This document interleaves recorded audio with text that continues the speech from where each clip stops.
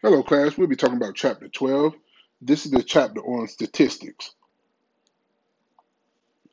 So let's look at 12.1. So in this section, we're going to be looking at sampling, frequency distribution, and graphs.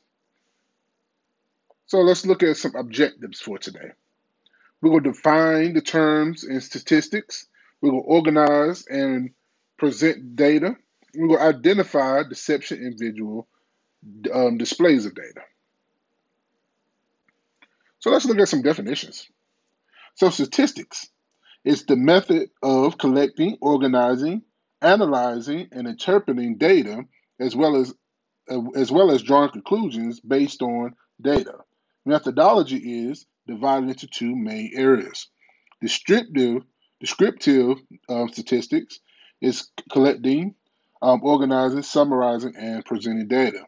Inferential statistics is making generalizations about and drawing conclusions from the data collected. So let's look at a few more. So population and samples. A population is a set containing all the people or object whose properties are to be described and analyzed by the data collector. A sample, a subset or a subgroup of the population. Representative sample is the sample that exhibits characteristics typical of those possessed by the targeted population. So these are just definitions, and we have one more for you. Random sampling. A random sampling is a sample obtained in such a way that every element in the population has an equal chance of being selected for the sample. Methodology, identify each element in the population. Assign numbers to each element in the population, randomly select numbers, and then assign the element in the population who have those numbers in the sample set. So basically, it's just done randomly. So let's look at this. Let's organize some data. So in this right here, we have, it says construct a frequency distribution table for the data of the age of maximum yearly growth for 35 boys. So what we want to do is, and we're going to start this out, then I'm going to show you the finished product. Now, we want to find the lowest number and the highest number. So if we search through, we notice that 10 is one of the lowest numbers, and 18 is the highest number in the group. So the first thing we want to do is number from 10 to 18.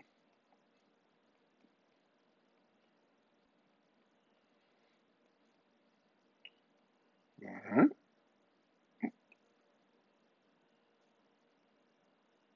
So this would just be the ages. All right. And this is the frequency or number of boys.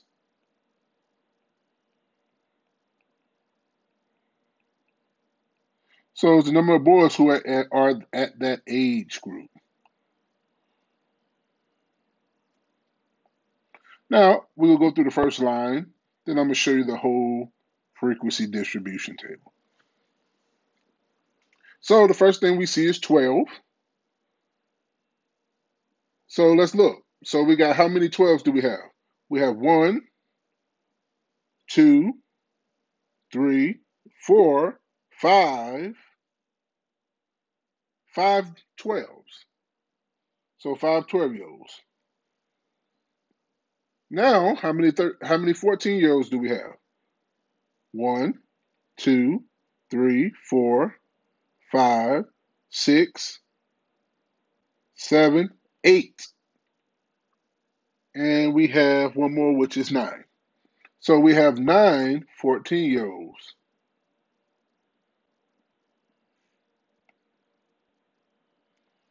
All right. About 13-year-olds. We have what? 1, 2, 3, 4, 5, 6, 7. So we should have what? 7 13-year-olds. And the next one is 16. We got one 16-year-old, 2, 3. So we should have 3 16-year-olds.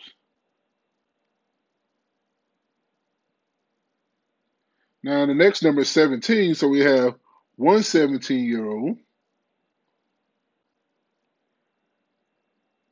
All right. And we have what?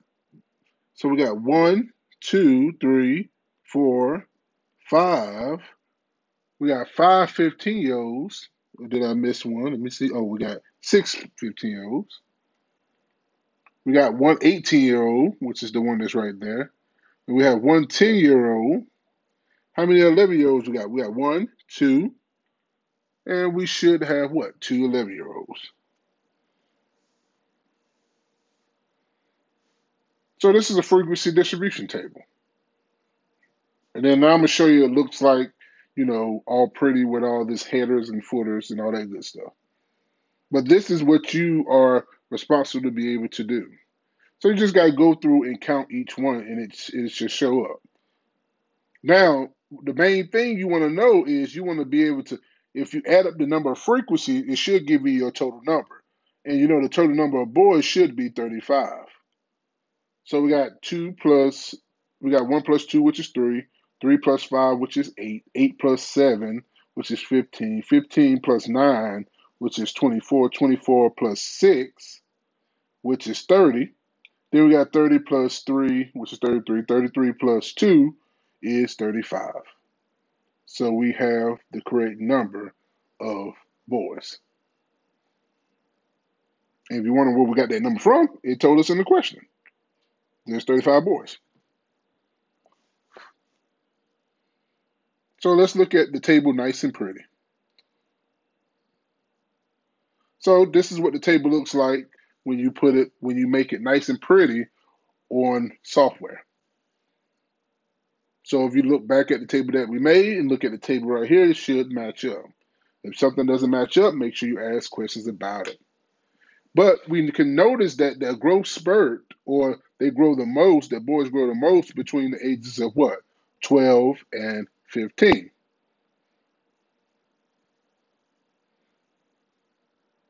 Maximum growth is at age 14, then it starts to do what? Decrease after that. But if you look at it, you notice it's still a good growth spurt at this point. It's only one person that was 18 to 17 that was, that grew, not grow, but that was there, right? So let's look. Let's look at this data. Now, this is data of test scores. Now, when we do test scores, we do these a little bit differently because we don't want to go and write all those numbers out. We want to do what? We want to group these things so that, that we're going to put them in certain classes. Now, if you remember how like grading scale goes, we do 10-point or whatever else. So we want to have an equal grading scale. So we find our lowest number, or what our lowest number is in the range. So let's look for our lowest number, which is, if I was looking, it should be what, 43, right? 43 is our lowest number. And our highest number is what? Let's see, I see a 94. Well, it should be 94, right? If we see a number later that's higher than that, it does not matter because of what we're about to put. So my thing is we're going to do 40 to 49, 50 to 59. We're making different classes. 60 to 69, 70 to 79, 80 to 89, and we'll do 90 to 99.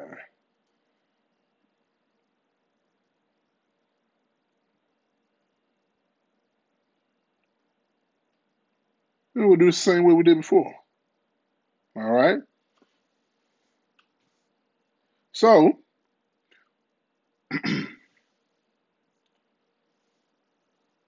now we're gonna count the numbers that's in these groups. So the first thing I'm gonna do, since my first number is 82, I'm gonna say I got 1, 2, 3, 4, 5, 6, 7, 8. So I have 8. Then I have, let me see if I got any more. See if I skipped anything.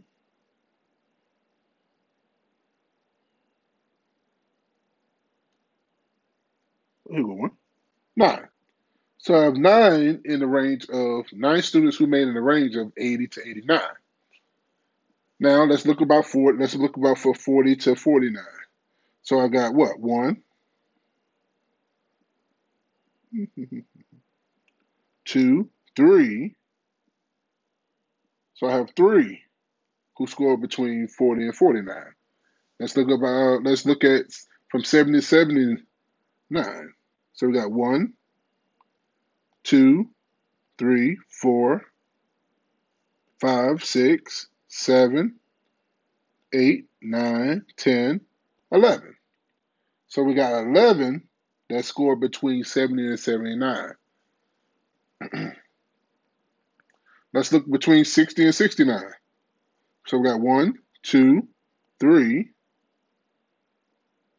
4, 5. So we got 5, then we got 6. So we got 6 that are between 60 and 69. Now let's look about 50 and 59. So we got 1, 2, 3, 4, 5, 6. And let's look at 90 to 99. So we got 1, 2, 3, 4, 5. So we got 5 that is from 90 to 99. Now when we add these up, we got 3 plus 6, all right, which is 9. 9 plus 6, which is 15. 15 plus 11, which is 26. 26. Yeah. All right. 26 plus 9, it gives you what? 35. 35 plus 5, it gives you 40. So our n is what? 40, which it tells us our n in the question. So we were just making sure that we had taken account of every single number. So just keep that in mind. All right, so let's look at it nice and pretty on how the way they have it. Now, as you see, we have the same exact thing. Now, a class has an upper limit and a lower limit. Now, when we talk about upper limit and lower limit, if we're talking about the class 40 to 49, our lower limit would be 40, and our upper limit would be 49. So when we talk about the upper limit of a class and the lower limit of a class, we're just talking about the highest number and the lowest number. Now the class width is 10. So from 0 to 9, it's 10 numbers. So remember that when we talk about class width, we're talking about how many numbers make up in that class. So just keep that in mind. Now, another way to organize your stuff is called a stem and leaf plot. This plot is constructed by separating each data item into 2 parts. The stem consists of the tens digit, and the leaf consists of the ones digit or the unit digit. All right? So, and we're going to look at this. So we're going to take that same data that we had a few minutes ago, and we're going to make a stem and leaf plot. All right? So, with this data, let's look at it. So, what we want to do is this. So, we said what the lowest number was. So, we're going to start from 4. Let's see, make sure it ain't too big. So, we got 4, 5, 6, 7, 8, 9. All right. We're going to make a stem and leaf plot. All right. So this will be our stem. So this is our stem. And then we have our leaf.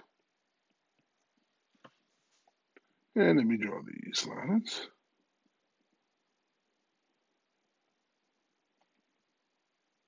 All right. Now, me personally, I'm going to go this direction. All right. So I'm going to read it going to the right. So I'm going to find all my 8s, my 80s. So I got 8, then I got a 2. Then I have another 2. Then I go to the next line. I have a 4. Then I have an 8. Then I have a 0. Then I have another 0. Then I have a 1. Then I have a 7. Then I have a 4. Now, the leaves do not have to be in order, but the stems do. All right, so keep that. So basically, I did all my 8s. So now I'm gonna have to. Now I want to look at what? I'm gonna look at the 40s. So my first 40 is 47. So I put 7. Then our next one. Then we keep going. We have to look for another 40. So I got 5. Then I have a 3. So remember, you should have the same amount of numbers that you have as your frequency. So the same amount of numbers. So for now, I'm gonna do 7. So I got a 5. I have a 6. I have a 7. A 9. I got a 5. I got a 3. I have a 6. I have a 4. I have an 8. I have a 1. And then I have a 6. Then I'm going to do 6. Okay, I got 4, 3, 8. Then I search for the next one. Then I got 6. Then I have a 7. Then I have a 6. Just go line by line with this. All right. So that should be all of them. All right. Then we got 5. So if we look at 5, we have 7. All right. Then we have 4. Then we keep looking. We have a 6. Then we have a 7. Then we have a 0. Then we have a 9. And that should be 6 numbers. All right. So for 9, then we have to look for 9s. We got what? We have 3s. We got, let's see, what's our next one? 4, 4. Well, we got a 2 right there. So let's do the 2 first. We got a 2, 4, then we got another 4. And we should have 5 of those, so we should be good. So this is your stem and leaf plot. If you notice, if you read it, we got 47, 45, 43. Then we have what? 57, 54, 56, 57, 50. And then we have 59. So that's how it reads. So this is 10 spot. And this is your 1 spot. All right, so keep that in mind. So let me show you what it looks like. All pretty. So the same exact thing that we did, we got the same exact format. Shouldn't be too much different from that format and the format that we used. So just make sure that you organize it correctly. So let's look at one last thing. It says deception in visual displays. So what you want to look at is this graph. You want to look at this graph compared to this graph. Now, the only difference between the two graphs is you notice that it talks about poverty rate in both, but they use different percentages. This one right here is ranging from 11.3% to 12.9%. This one right here has a closer margin of 11%, has a further away margin, it's 11% to 19%. Therefore, it looks like it's doing what? It's starting to, it increases, but it then starts to do what? It increases slowly. The previous one, which is this one right here, it makes it look like this one is growing more than what it is. Basically these what the kind of graphs they would show you to say, oh, poverty rate is declining or poverty rate is increasing slower than it did 10 years ago. But the thing is, it'd be the same graph, but they just manipulate it so people would just look at the graphs and don't look at the numbers. So you just want to make sure that you always pay attention to the graphs and the actual way that they are simulating or actually graphing it, because you want to make sure that you get the right information. So that's it for the 12.1. If you have any questions about it, just make sure you shoot me an email or hit me up on Microsoft Teams.